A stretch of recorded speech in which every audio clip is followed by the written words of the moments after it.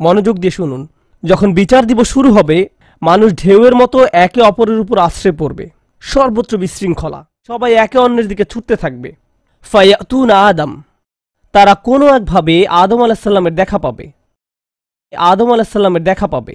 তারা তার কাছে ছুটে আসবে। ফায়াকুলুনা ইশফা আলানা ইলা রব্বিক, সমগ্র মানব জাতি আদম আলাইসাল্লামের কাছে ছুটে আসবে এবং বলবে, আপনি কি দয়া করে আমাদের পক্ষ থেকে আল্লাহর সাথে কথা বলতে পারবেন?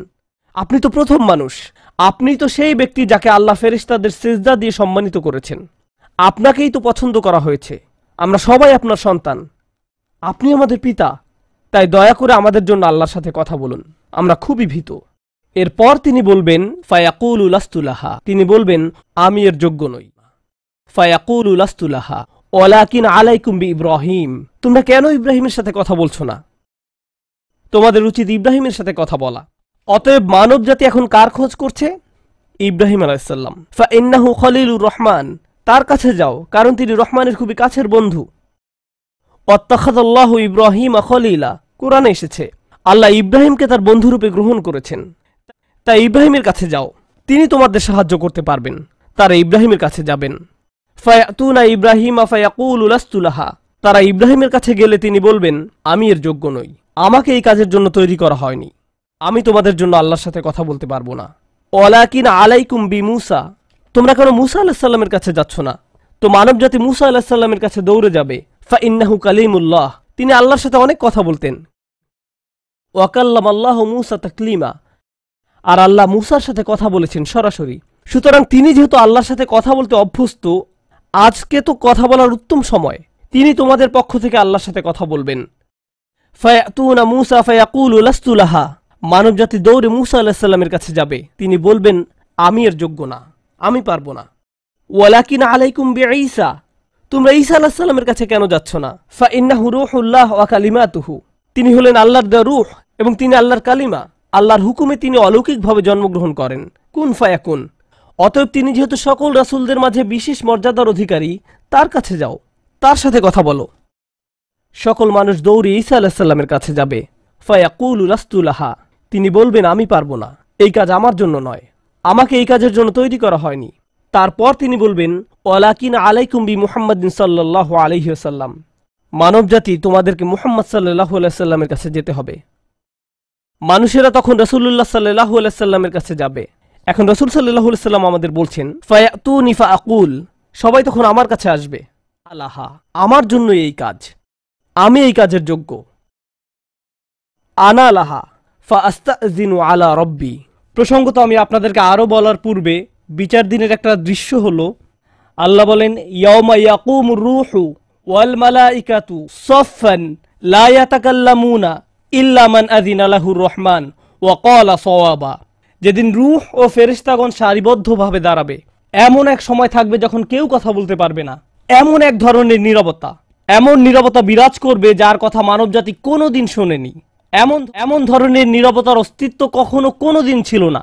সেই রকম পিনপতন নীরবতায় আল্লাহ বলেন লা ইয়াতাকাল্লামুন, কেউ কথা বলতে পারবে না, ইল্লা মান আযিনা লাহুর রহমান, দয়াময় আল্লাহ যাকে অনুমতি দিবেন সে ব্যতীত, আর তিনি হলেন মুহাম্মদুর রাসূলুল্লাহ।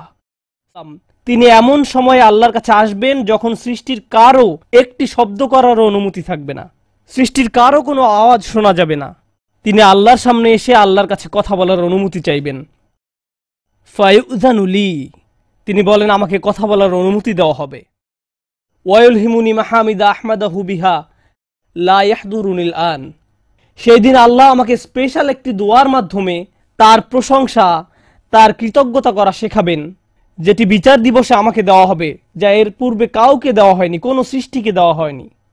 এক স্পেশাল ওয়াহি রাসূলুল্লাহ সাল্লাল্লাহু আলাইহি সাল্লামকে দেওয়া হবে বিচার দিবসে, যা কোনো সৃষ্টিকে দেওয়া হয়নি। আর তিনি সেই দিন সেই স্পেশাল উপায়ে আল্লাহর প্রশংসা করবেন। লা ইয়াহদুরুনিল আন, আর সেই ওহী এখনো আমার কাছে আসেনি, সেই দোয়া এখনো আমি জানি না। ফা আহমাদাহু বিতিলকাল মাহমিদ, তারপর আমি আল্লাহর দেওয়া সেই স্পেশাল বাক্যগুলোর মাধ্যমে আল্লাহর প্রশংসা করব। লাহু সাজিদান, আমি সেই বাক্যগুলো উচ্চারণ করার পর আল্লাহর সমীপে সিজদায় অবনত হব। কিয়ামতের দিনের দৃশ্যপটে রাসূলুল্লাহ সাল্লাল্লাহু আলাইহি সাল্লাম এমন জায়গায় থাকবেন, এই অবস্থাকে বলা হয় মাকাম মাহমুদা, একটা স্টেশন। অথবা বলতে পারেন এমন একটা স্টেজ যা প্রশংসিত, আর মানবজাতি সেটা প্রত্যক্ষ করবে। আমরা সবাই এটা দেখতে পাব। আমরা সবাই তখন নিশ্চুপ থাকব, আর তিনি সিজদায় পড়ে যাবেন। তিনি যখন সিজদায় পড়ে যাবেন তখন আল্লাহ আজ্জা ওয়া জাল্লা তার সাথে কথা বলবেন। এতক্ষণ তিনি আল্লাহর সাথে কথা বলছিলেন, এখন আল্লাহ আজ্জা ওয়া জাল্লা তার সাথে কথা বলবেন। তিনি কি বলবেন? ইয়া মুহাম্মদ ইরফা রাসাকা। তিনি বলবেন, মুহাম্মদ তোমার মাথা উত্তোলন করো। ওয়াকুল, বলো, ইউসমা আলাকা, তোমার কথা শোনা হবে। শুধু যে আল্লাহ তার কথা শুনবেন তা নয়, বরং বিচার দিনে উপস্থিত সবাই তার কথা শুনতে পাবে। ইউসমা আলাক।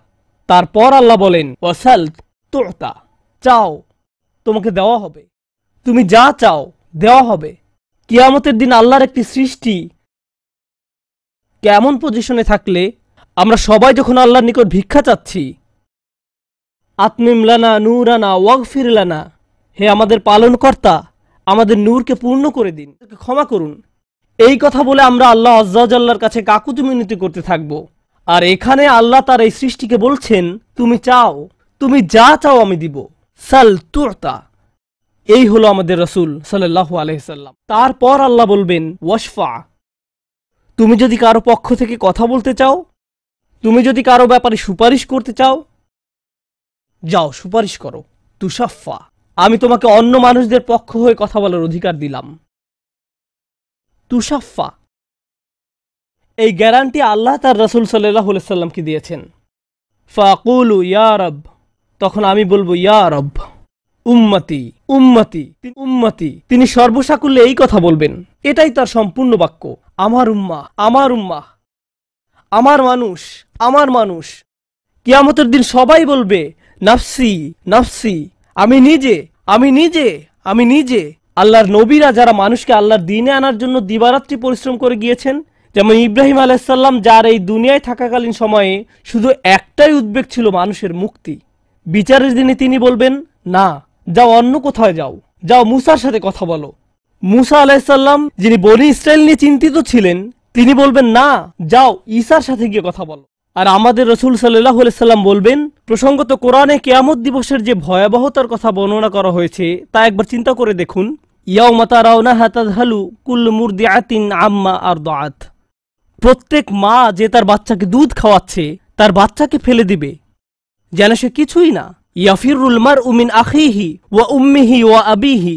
সেদিন মানুষ তার ভাইয়ের কাছ থেকে পালাবে, মায়ের কাছ থেকে পালাবে, বাবার কাছ থেকে পালাবে, ওয়া সাহিবাতিহি ওয়া বানিহি, তার স্ত্রীর কাছ থেকে পালাবে, ছেলেমেয়ের কাছ থেকে পালাবে। আপনাদের কেউ কেউ হয়তো ইতিমধ্যে স্ত্রীর কাছ থেকে পালিয়ে বেড়ান। এই আয়াত হয়তো আপনার জন্য ভয়ের নয়, কেউ কেউ ভাবছে অবশেষে। যাই হোক, সমস্ত গুরুত্বের সাথে সেই দিন সবাই কাকে নিয়ে উদ্বিগ্ন থাকবে? নিজেকে নিয়ে। প্রকৃতপক্ষে সেদিন প্রত্যেক ব্যক্তি বলবে, অমান ফিল আরদি জামিআ সুম্মা ইউনজিহ, সবাইকে জাহান্নামে নিয়ে যান এবং বিনিময়ে আমাকে জান্নাতে প্রবেশ করতে দিন। এটাও কোরআনে এসেছে। মানুষ সেদিন এমন মরিয়া হয়ে উঠবে, সেদিন একজন মানুষ আল্লাহর সাথে কথা বলবেন, আর প্রথম যে শব্দগুলো তার মুখ থেকে উচ্চারিত হবে তা হলো উম্মতি উম্মতি। আপনার জন্য আপনার রাসূলের ভালোবাসা এমনই প্রগাঢ় সাল্লাল্লাহু আলাইহি সাল্লাম। আমার উম্মাহ, আমার উম্মাহ। যদি আমরা তাকে ভালোবেসে থাকি, তাহলে যেই উম্মতের জন্য আল্লাহ রাসূলের এত ভালোবাসা, সেই উম্মতের জন্য আমাদের অন্তরে কিভাবে এত ঘৃণার বাস হয়, কিভাবে আমাদের পরস্পরের প্রতি এত ক্রোধ, বিচার, সমালোচনা, বিভক্তি, বিদ্বেষ, অনুমান, অহংকার। আর এই মানুষগুলো দাবি করে তারা রাসূলুল্লাহ সাল্লাল্লাহু আলাইহি সাল্লামকে ভালোবাসে। এইসব তুচ্ছ বিষয় ভুলে যেতে এই ভালোবাসা কি যথেষ্ট নয়? আমাদের কোন পার্থক্যগুলো এর চেয়ে বড়? তো যখন রাসূলুল্লাহ সাল্লাল্লাহু আলাইহি সাল্লাম বলবেন উম্মতি উম্মতি, আল্লাহ সুবহানাহু ওয়া তাআলা বলবেন, ফায়াকুলু ইনতালিক, এগিয়ে যাও। ফাআখরিজ মিনহা মান কানা ফি কলবিহি মিসকালা শাইরাতিন মিন ঈমান। মনোযোগ দিয়ে শুনুন, যাও এখান থেকে বের করে নাও যাদের অন্তরে ঈমান আছে। এমনকি এখানে শারিয়া মানে বার্লি দানা, যা সামান্য একটু লম্বা হয়। যাদের অন্তরে এতটুকু পরিমাণ ঈমানও আছে, যে কোনো ঈমান যদি তাদের অন্তরে থেকে থাকে, তাহলে তাদেরকে বের করে নাও। আপনি এগিয়ে যান এবং বের করে নিন। দৃশ্যপটটি কল্পনা করুন। রাসূলুল্লাহ সাল্লাল্লাহু আলাইহি সাল্লাম মানুষকে রাখছেন, যাও যাও যাও, তিনি তাদেরকে সরিয়ে নিচ্ছেন। কিছু মানুষকে নিয়ে যাওয়ার পর ফেরেশতারা থামিয়ে দিলেন, কারণ কারো কারো ইমান এর চেয়েও ছোট। সামান্য পরিমাণ ইমান বলতে আসলে কি বোঝায়? কেউ একজন হারাম কোনো কাজে যুক্ত ছিল, সে ভয়ানক কিছু একটা করছিল, কাজটা করে ফেলার পর তার মনে অনুশোচনা জাগ্রত হলো, তার ভেতর থেকে কিছু একটা বলছে এটা খারাপ কাজ, আমার এটা করা উচিত নয়, আল্লাহ আমাকে এটা সম্পর্কে জিজ্ঞাসা করবেন।